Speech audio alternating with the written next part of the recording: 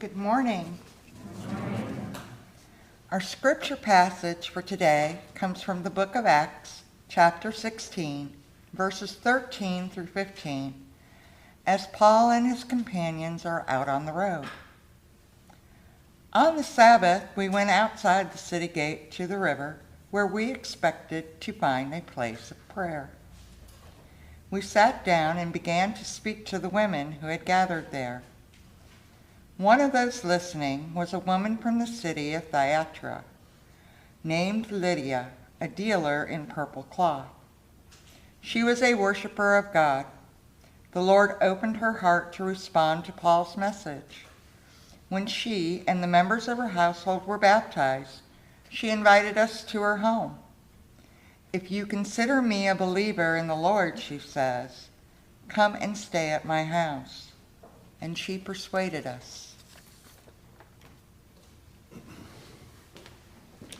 I'd like to invite Reverend Dan Dahlberg to the pulpit.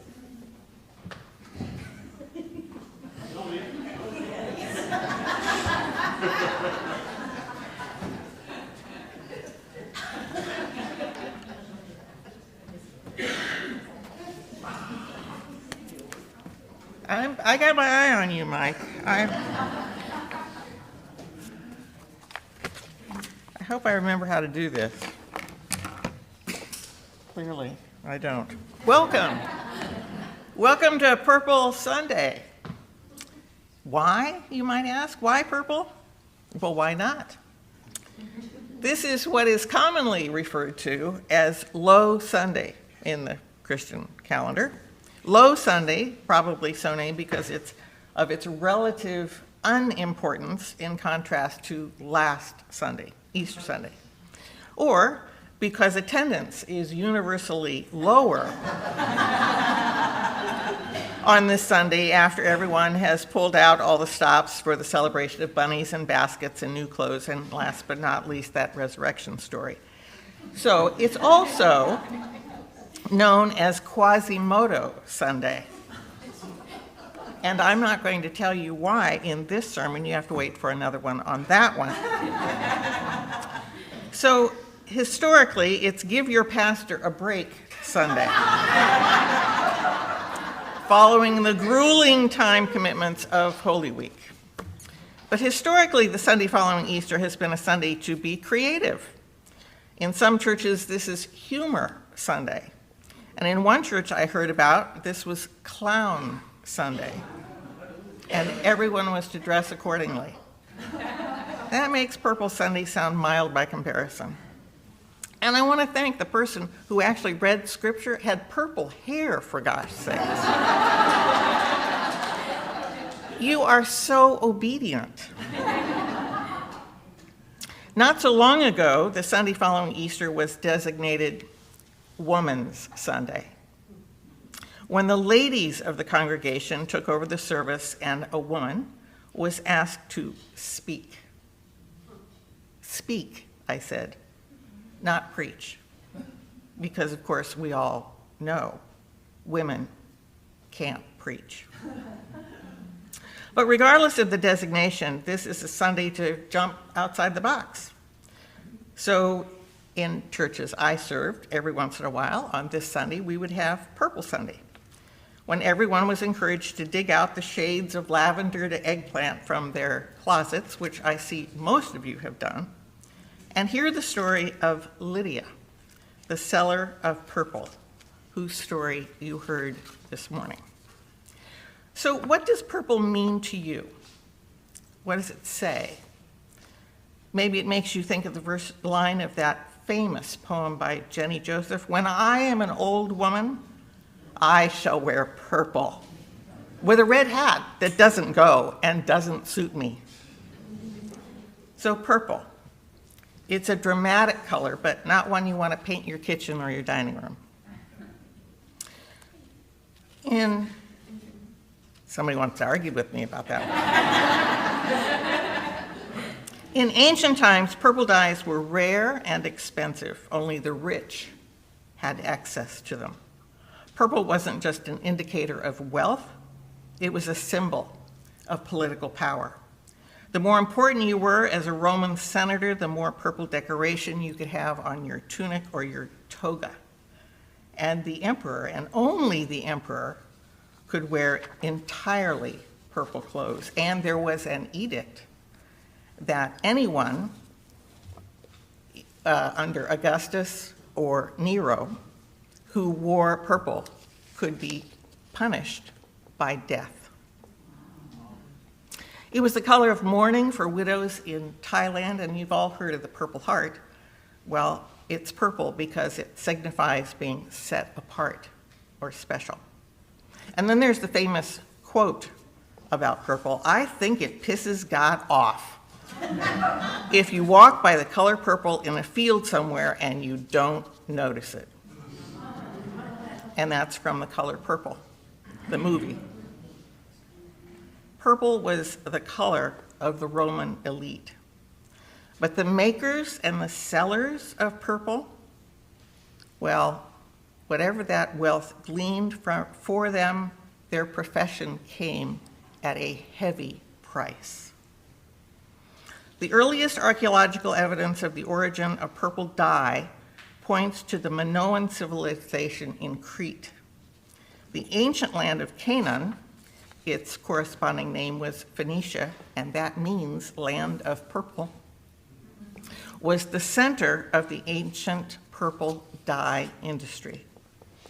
Tyrian purple, the purple dye of the ancients mentioned in texts dating back to about 1600 BC, was produced by the mucus, get this right for the next cocktail party you attend, the mucus of the hypobronchial gland of various species of marine mollusk. Yes. It took thousands of these tiny creatures to make a yard or two of purple cloth. And Lydia? She stands at the edge of the biblical story. There, all we learn is that she traded in purple cloth, headed a household, heard Paul preach, and chose to be baptized and to offer Paul and his companions hospitality. And if you've ever heard a sermon about Lydia, you've heard that she was a woman of means, a wealthy, independent woman, a rarity in Paul's day. You might say she was the Kim Kardashian of the first world. But the question for this morning is why? Why has this story been saved in the annals of time, and what are the things that we 21st century citizens miss in this story that the first century hearers would have known instantly? First, her name is Lydia.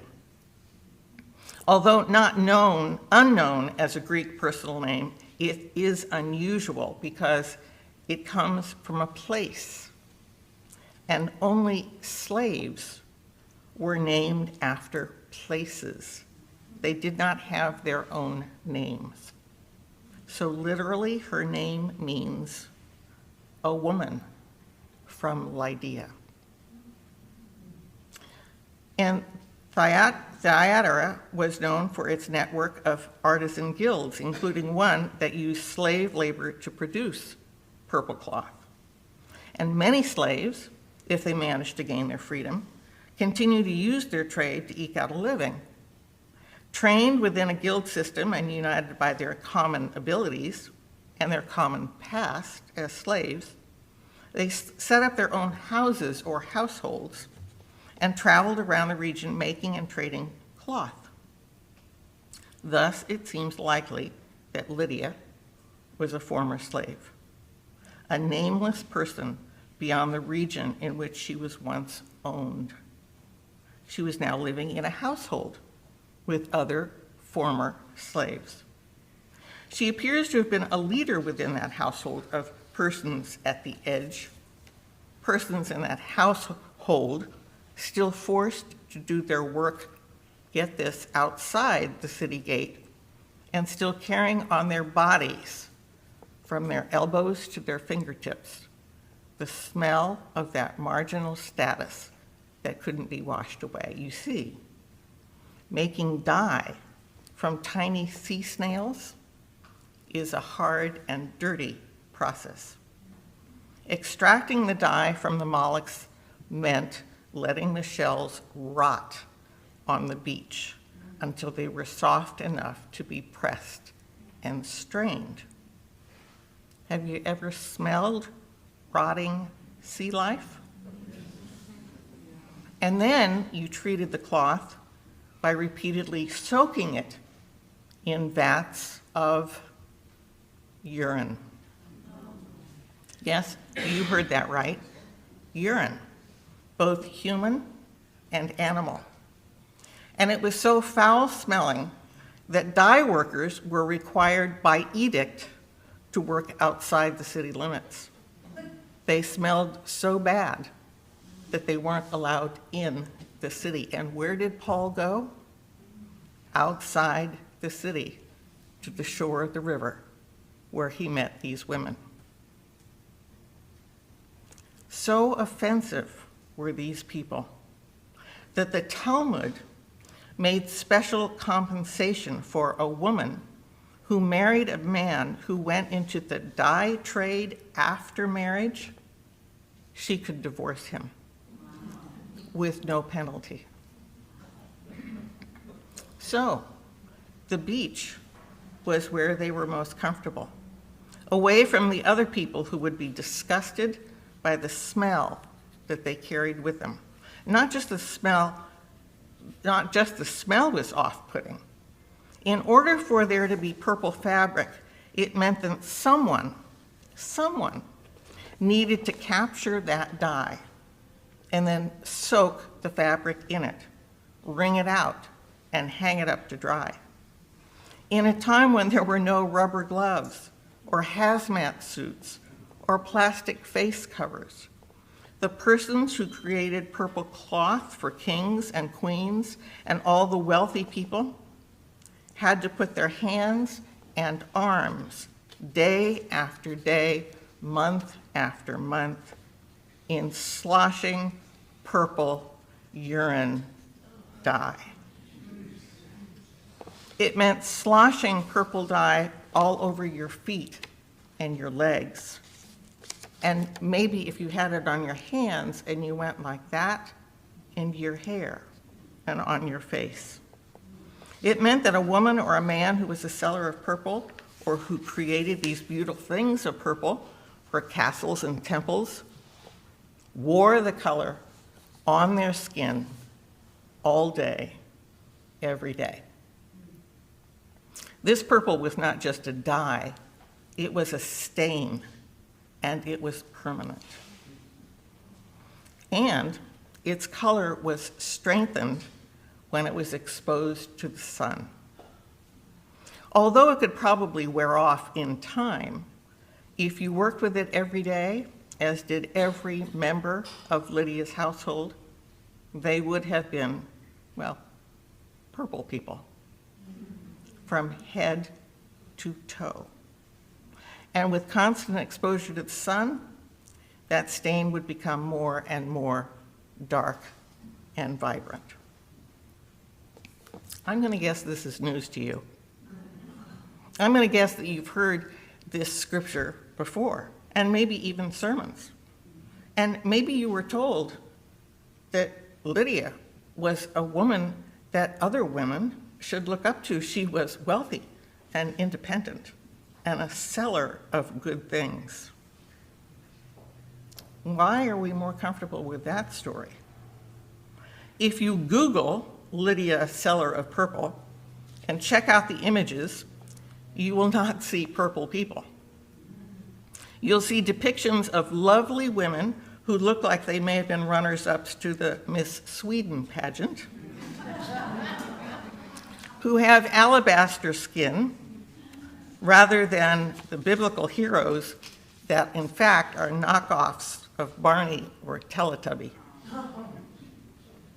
Why do you suppose we only learn that Lydia is a wealthy and independent and successful woman, not a purple one? Because this Lydia lives on the edge, beyond the city gate, because she reeks, because every member of her household reeks. She is an outcast. She is a freak. She is an outlier. And after she's baptized, she offers her home to Paul and his companions. Come, stay at my house. As a matter of fact, the word in Acts that says she invited them is really a word that says more like pleads with them. The wording of her invitation, if you have judged me to be faithful to the Lord, come and stay at my house, suggests that she is used to having herself and her home found unworthy.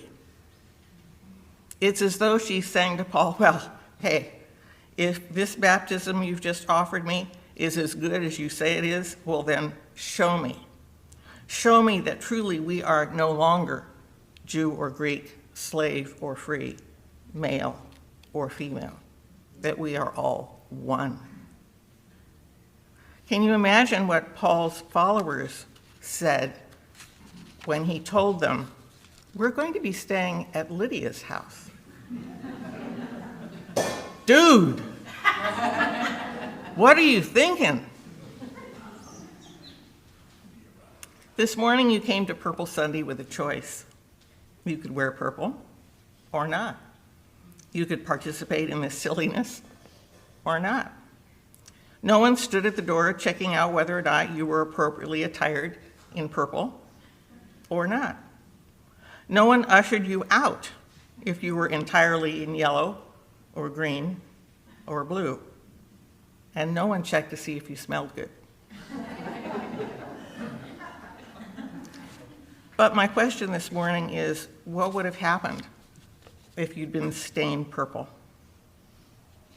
What would happen if you came into this church and looked different? Well, as Mike often says, hey, this is Faith UCC. We know what would happen if you came all purpley to this church. But the question is not, should we be more like Lydia? The question this morning is, should we be more like Paul? Several years ago, I, among other local clergy, served on a panel of mentors for young recruits to the chaplaincy residency program at Tallahassee Memorial. I remember interviewing one young woman who seemed both way too innocent and way too naive for the rigors of hospital ministry because of its steady flow of death and body fluids and horrific injuries and bad outcomes.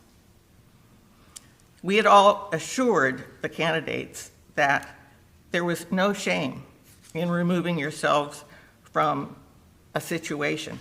Better to faint or throw up in the hall than on the patient. And so this young woman was asked to share her worst hospital moment.